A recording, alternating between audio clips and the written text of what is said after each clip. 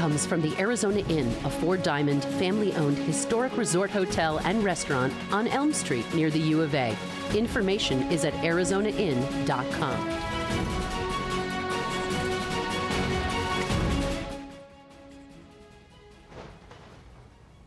Hello, everyone. I'm Jim Ninsel, the executive editor of the Tucson Weekly, and we're here to talk Zona politics.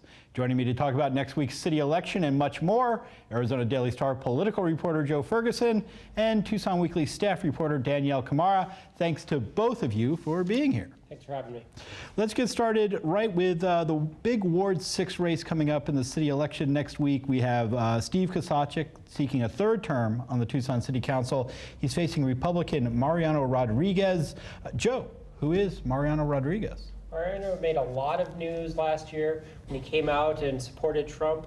The Daily Star, me especially, did a lot of reporting on him as a legal immigrant who lived in Indiana and then came back after leaving the country. He's an architect in town. He's very popular with the Republican Party, and he's spending a lot of money to challenge Steve Khmara.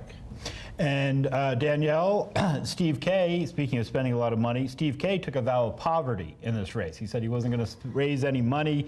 You caught up with him spray painting signs in his garage to put out on the streets. Yeah. Talk a little bit about Steve K's strategy here. Yeah, so he's not doing any fundraising. He says that he's taking the money out of politics. Yeah, when I went over to watch him paint some of his signs, he has like some stencils. He has a David Fitzsimmons drawing of him that he was using as a stencil. And yeah, he's just making signs. He has some volunteers that are making signs for him. And also he's going to a lot of events, so he's still campaigning. So he's going to like dive bars, house parties, playing his guitar, playing some political music. Yeah, so that's his strategy. A whole different approach to this. But and Joe, Democrats have an overwhelming voter registration advantage in the city of Tucson. Absolutely, and Steve's very high profile. Right, so he has less trouble, I think, running for re-election than most people might have, and he can afford to take this vow of poverty. And the Daily Star did a poll just 2 weeks ago that showed Steve K having more than 50% of the vote in a sampling poll of about 1,400 people. So he's got a lot going ahead for him in terms of steam. Okay, so he's probably all right. I guess, as far as I know, looking back, the only person who's ever knocked an elected Democrat off the Tucson City Council was actually Steve Khmara in like the last 40 years. So it's very unusual for an elected Democrat to win. Well, we're going to do very unusual with Ward 3. Right, which is our open seat going on in Ward 3. And that pits two newcomers against each other because Karen Ulick is retiring after 3 terms on the Tucson City Council. You have Democrat Paul Durham facing an independent candidate, Gary Watson. Danyelle, who are these guys? Okay, so Durham, he was Nina Trasoff? Trasoff. He was Nina Trasoff's chief of staff, and he also helped her run her campaign successfully for city council in 2005, and he was her chief of staff for 1 year.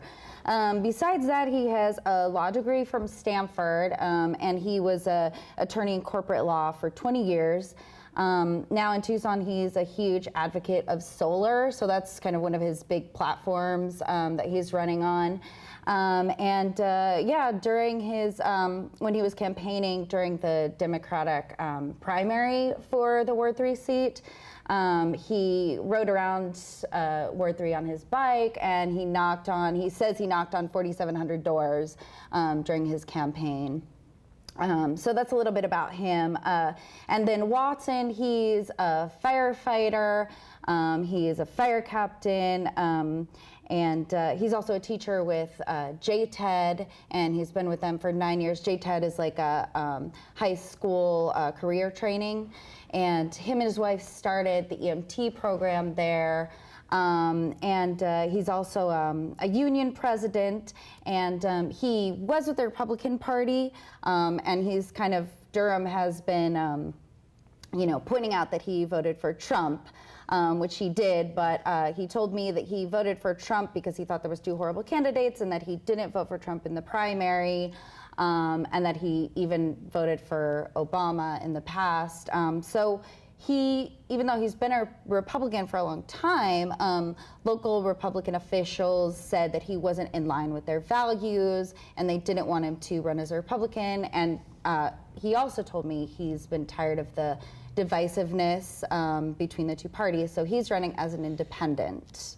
And he's raised a lot of money from unions because of his union background. Right. The firefighters have given a lot of money to him to make him competitive in this race. So he's pulling in a lot of money, whereas Durham was the top person raising money during the primary. So there's a lot of money in that race to try to get name recognition out there for 2 people that really weren't in the limelight. And Durham spent a lot of his money in the primary, so he's kind of got maybe a tortoise and a hare thing going on here. Absolutely. But on the other hand, Democrats are very, as we said earlier, have a big voter registration advantage.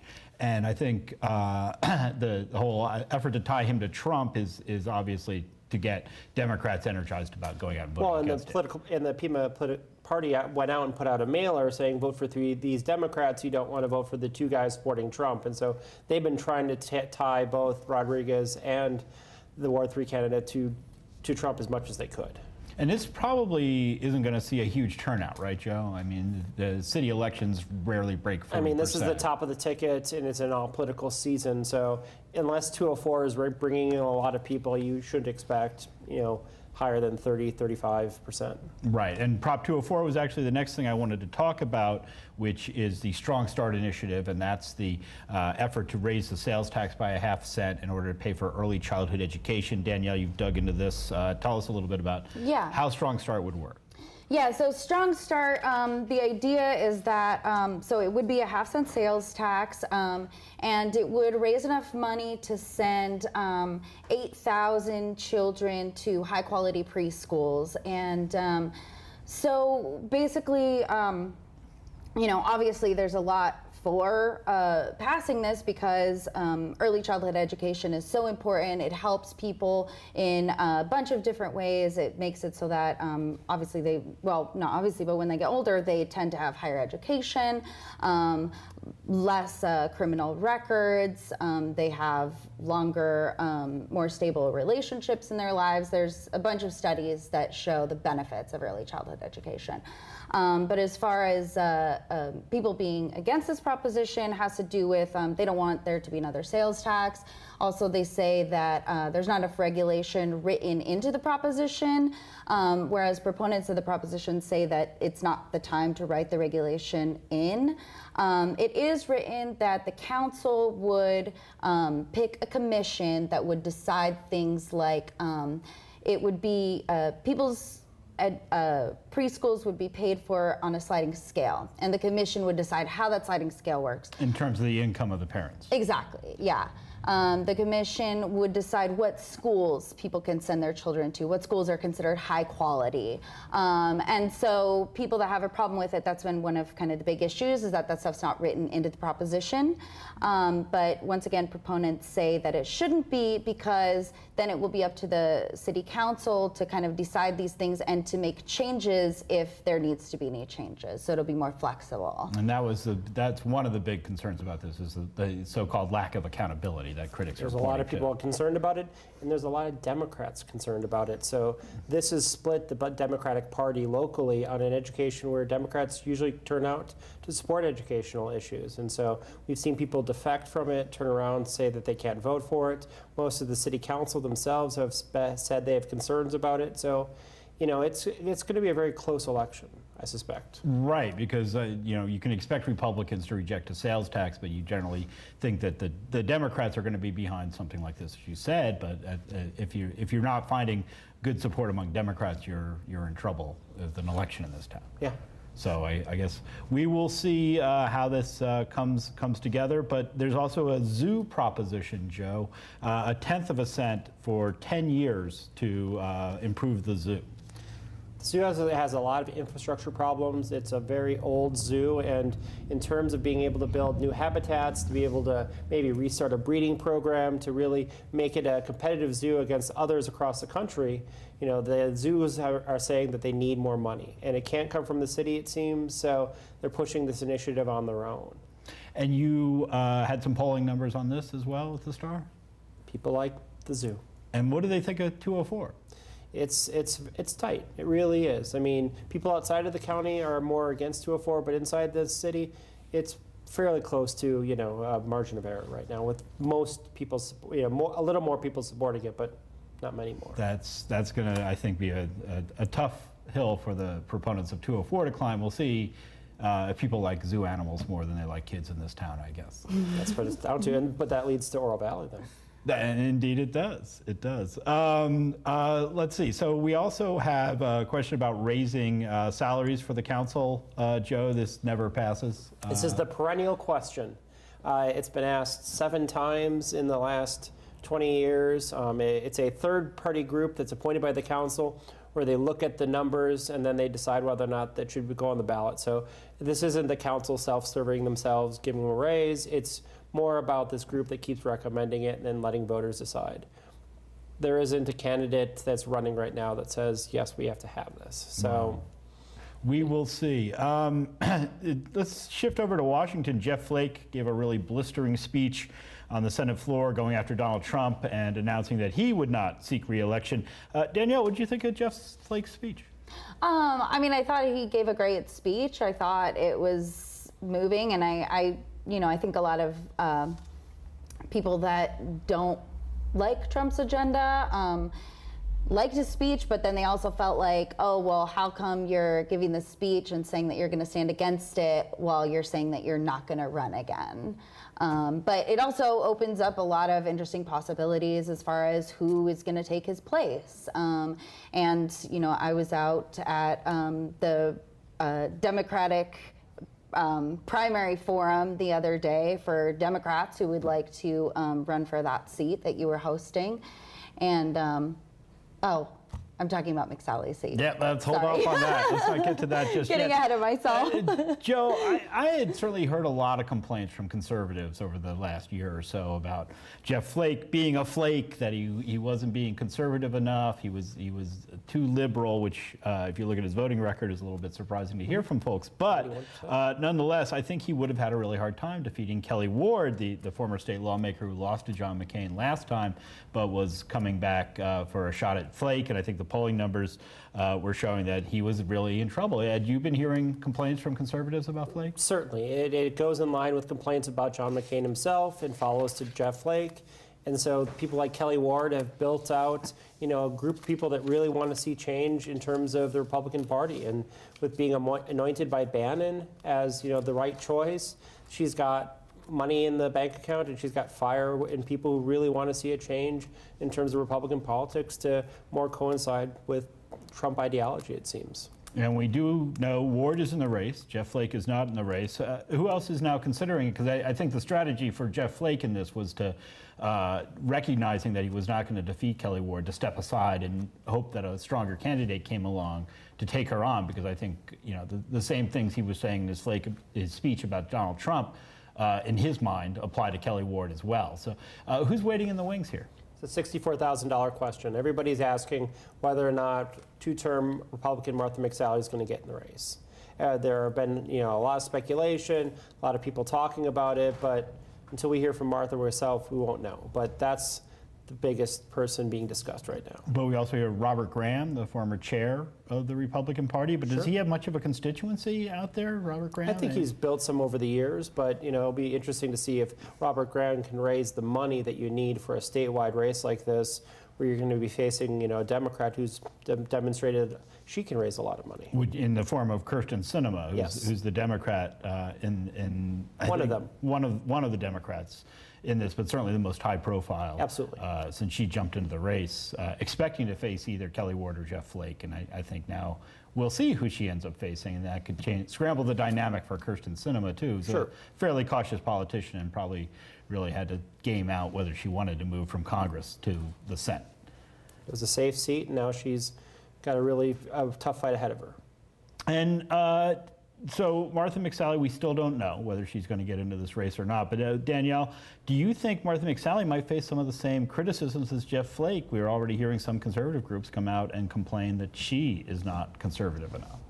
Well, I mean, she hasn't faced, the kind of criticism that Jeff Flake has from Donald Trump. So I don't know if she's going to have that same kind of problem that Flake had, since he's had this controversy with Trump, since before Trump was elected.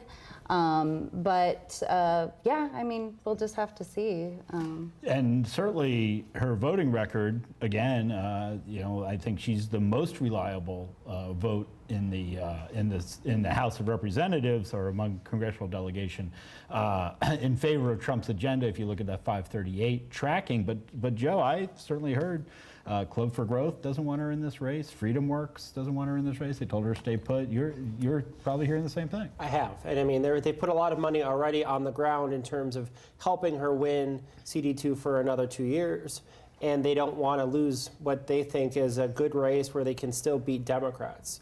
Handing it over to a new candidate could turn CD2 blue all over again if McSally moves up to the Senate race. Right, because this is one of the most competitive congressional districts in the country, CD2, and I think a lot of people are expecting this to be one of the tightest races in the country, depending on who comes out of the Democratic primary, which is a crowded field.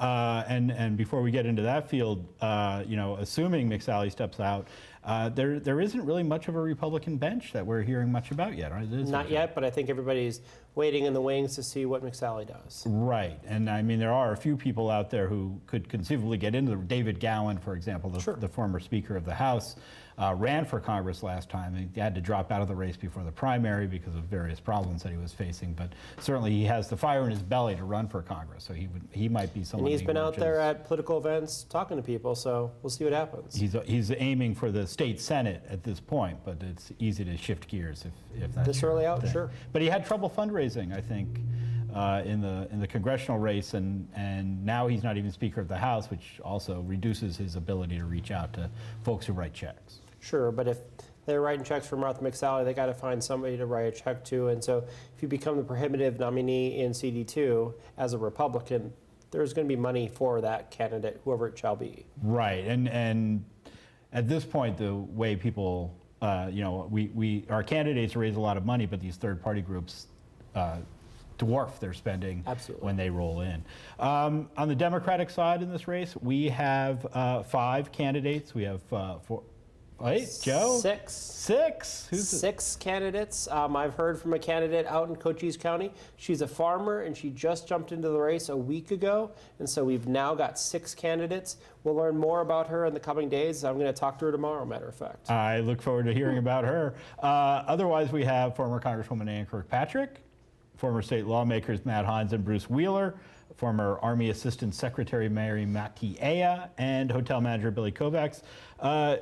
Joe, it kind of feels like it's shaping up to Ann Kirkpatrick versus the rest of the field, given how much money she's raising and her experience getting the support of Gabby Giffords and Ron Barber and Emily's List, and it seems like the Washington establishment coming out in support of her versus these other 4 candidates. Well, I mean, Mary Makiea has got the endorsement of Raul Grijalva. I mean, that's not, a small fry in the race. So there's people out there. It looks like Hines has been able to tap to certain PACs and certain union groups to get money as well. So it's not clear cut yet, but certainly Kirkpatrick has a lot that she's bringing to the table compared to the other candidates in the field right now. But that also means a record. Right, and Danielle, a lot of people are saying Ann Kirkpatrick's a carpetbagger, moving here after you're representing northern Arizona and as well as eastern Arizona and sort of central Arizona. Oro Valley and Marana in Congressional District 1 actually bumped up against Congressional District 2. But there are concerns that she's coming in here as an outsider and like trying to reclaim a congressional seat over the southern Arizona candidates who are running. Yeah, and also at the forum that I was mentioning that you hosted the other day, there was a number of activists there that were holding signs that said "Save Oak Flat," which has to do with a piece of land that was given to a mining company that she had signed on to the bill that kind of made that happen. So, like Joe said, she has a record, and things that people can hold against her, whereas the other candidates are pretty fresh faces. I'd also say, so far, apart from Kirkpatrick does have a history and we know her a little bit, I haven't seen what the candidates, how they kind of differ. For the most part, they're all pretty liberal Democrats, and they're, kind of walking along the same line. So it'll be interesting to see as we go forward kind of what makes them special. Why should we vote for one over the other?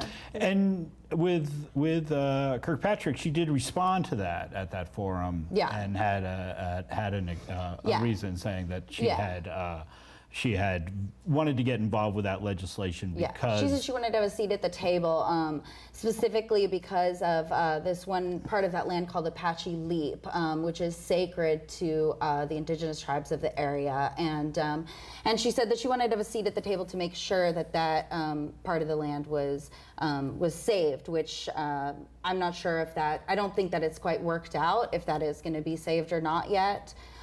So people are still concerned about it. And Joe, this is something that environmentalists, indigenous people obviously have concerns, and I'm not sure they're buying her explanation there. Not yet. So, she's got a lot of time to talk it out with different groups, but, certainly right now they're very much skeptical of her campaign and whether or not they're really going to represent her their interests.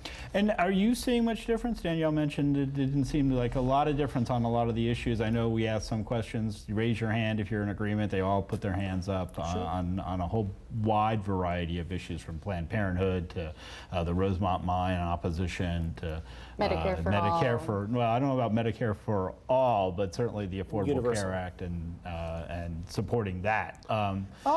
I've covered Kirkpatrick for a number of years up in Flagstaff, and so we've seen a lot from her, and so she carries some decisions that are a little more conservative than people running in this race. So at one time, Ann Kirkpatrick had an A rating from the NRA, not exactly a badge of honor in the Democratic Party. No, not especially with the issues of gun violence that we've seen here in southern Arizona. And the rating has certainly changed since then, but that was 5 years ago. When she was representing the congressional district that did not stretch down to southern Arizona. Correct. Right. And in terms of where we're going to see this race go, do you think any other Democrats might jump? Well, you already know one is looking at jumping in. Do you think should the McSally step aside? Do you think that opens it up for more Democrats to get into this race, or do you think we've got a pretty crowded field, and what we haven't said is that this used to be a much bigger field just a few months ago with a lot of other people who had thrown their name into the ring. The joke was that there were 20 people running in CD2 on the Democratic side, at the beginning of the year. Right. I seem to recall that it was, a good 3 dozen people we were seeing stand up at various forums and explain what they were doing, even though I'm not sure we were really aware of what they were doing in the race. Sure. Right. All right. We're going to leave it there. I thank you guys so much for coming in and talking about politics with us today. Yeah. Danyelle Khmara, Joe Ferguson, you guys appreciate your time here explaining exactly what's going on in local politics. We'll look forward to the election night, Tuesday night coverage. And that is our show for today. I'd like to thank our sponsors, as well as Tucson Weekly, Tucson Local Media, Creative Tucson, and KXCI 91.3 FM Community Radio, where you can hear a version of this show on Sunday afternoons at 5 o'clock. Thanks for watching. We'll see you next time. Zona Politics is made possible with the generous support of the Loft Cinema, Tucson's independent movie theater. The Loft features independent, foreign, and documentary films, cult classics, discussions with filmmakers, and much more, including the Loft Film Fest in November. The Loft is located at 3233 East Speedway Boulevard. Showtimes can be found at loftcinema.org. Support for Zona Politics is provided by Hotel Congress in historic downtown Tucson. More information at hotelcongress.com and 622-8848. The Tucson Hispanic Chamber of Commerce serves the business community in the bilingual, bicultural region of the Arizona-Sonora border and is a proud media partner with Zona Politics. Learn more at TucsonHispanicChamber.org.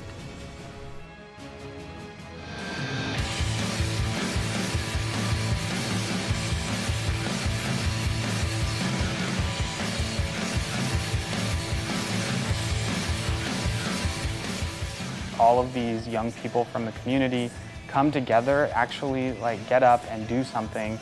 We can do anything! I think we've attracted a lot of people that are super passionate. We're here at the No Ban, No Wall protest. If you come out of college, you have this experience, you know how things run, you have a huge leg up. People who have ideas and who are dreamers, you know what I mean, who really want to get themselves out there, I think that they should come here.